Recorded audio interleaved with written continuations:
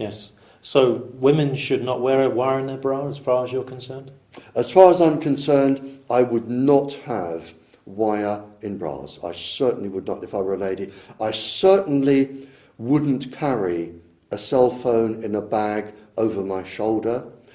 I definitely wouldn't sleep with a cell phone beside my bed or a decked phone, because they transmit all day and all night. If you have a cell phone, assume it is on.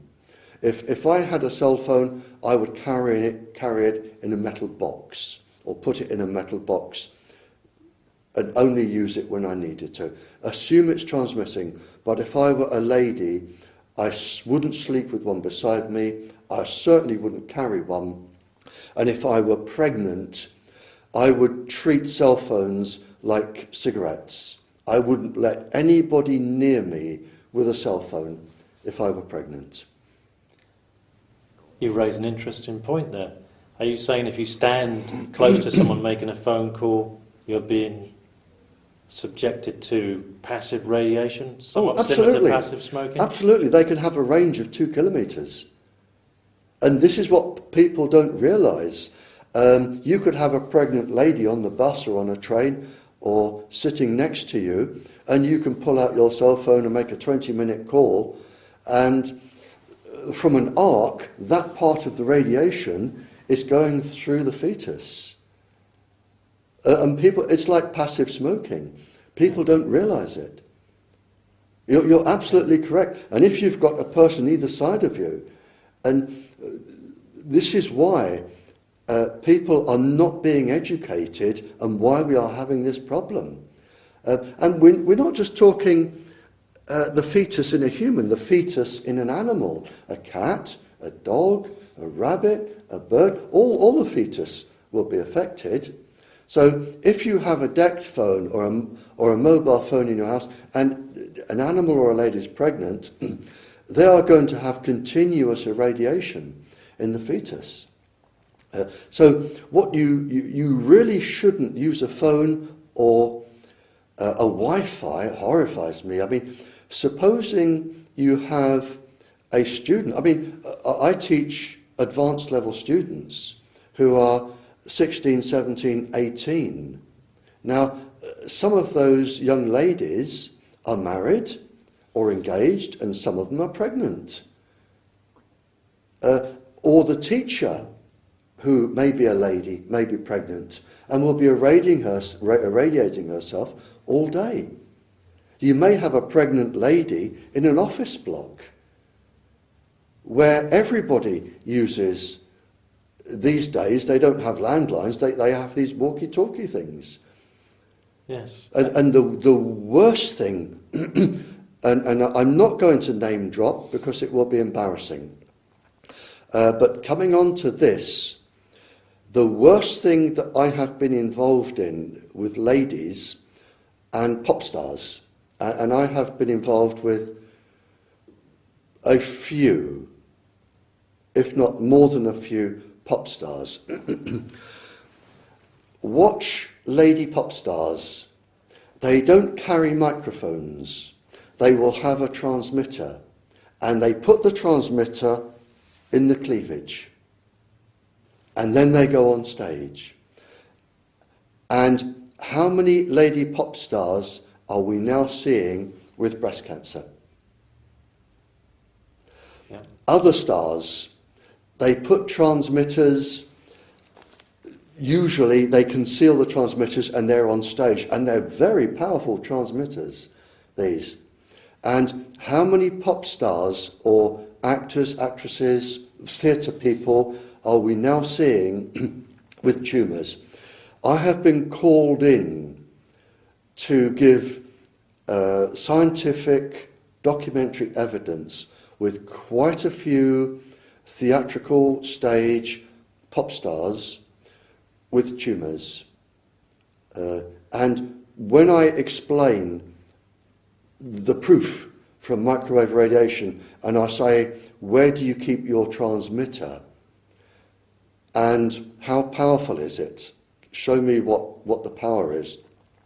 How long are you on stage for? How often?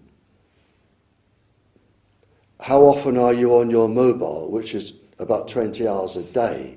And it horrifies me that you and I can think of certain pop singers this year that have gone down with breast cancer. It's now not unusual. Yeah, it's very common now. Oh yeah, and this is one of the things that horrifies me, is that apart from the fact they have no knowledge, it's the accumulative effect of people not respecting or not having the knowledge, if they see a pregnant lady, not to text or not to use their phone. And you even have pop stars on stage saying, text me all at once, and you text something to go on a screen. And I see comedians who say, text questions and we'll pick them up at the end. And you've got the entire theatre texting all at once. Yep, that's got to be dangerous. Now, so if you've got a pregnant lady there and you have thousands of people all texting all at once, you might as well take the embryo out and put it in a microwave oven and put it on fry for 2 minutes. It's that serious. And then we wonder why we have all of these deformities and miscarriages and problems. And there are several pop stars now where everybody texting the stage is a good idea. Barry, the police and emergency services use a system called Tetra or airwaves. I've read a lot about this system. There's been lots of complaints. People are getting sick near the transmitters. Is it a good system? It's a very interesting question and a very good question.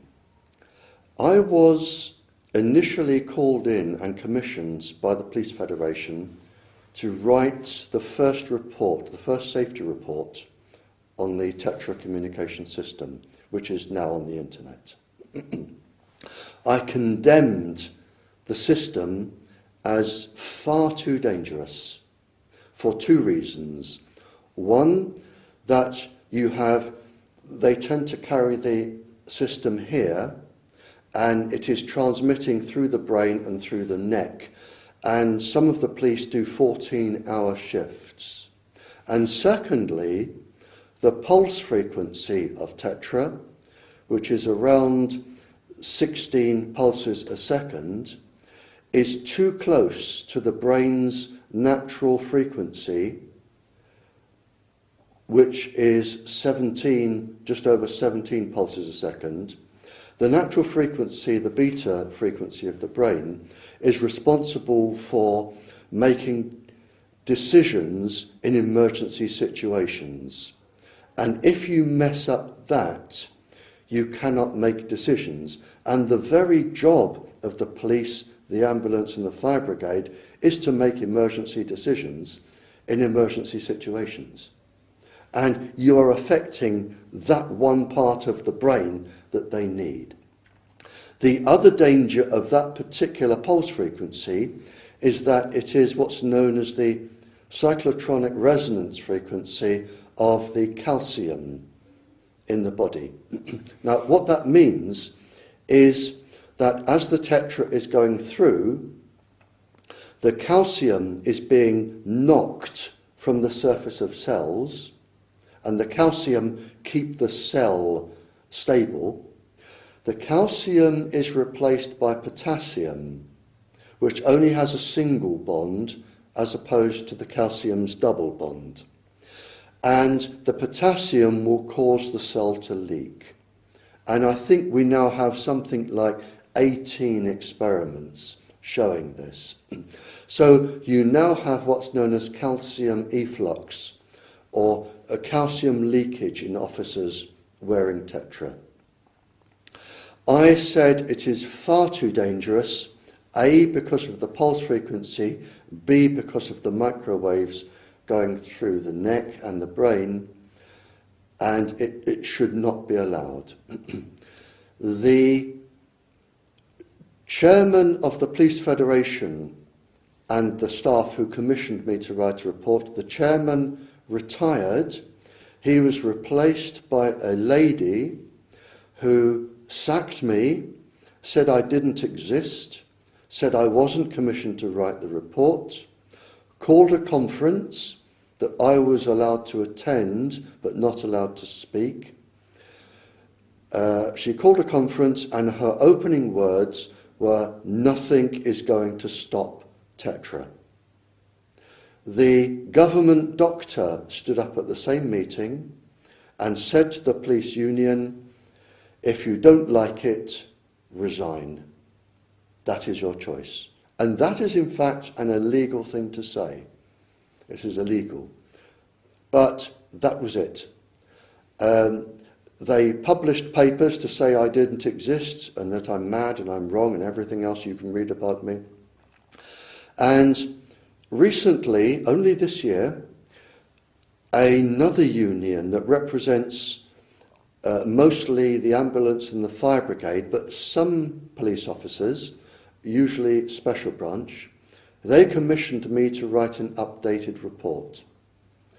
And in this report, which the first report is on the internet, this report, which was highly confidential for the legal department of the union, I quoted our government scientist saying how much you can expect to develop a brain tumour compared with the radiation you are getting for an ordinary person. And that's based on what is known as average use, and you'll probably be surprised to learn that average safe use for a mobile phone is considered to be about 20 minutes spread over a whole week. Now, police officers have these for 14 hours a day. So when you start looking at the maths, and my first degree, I specialised in nuclear and atomic physics.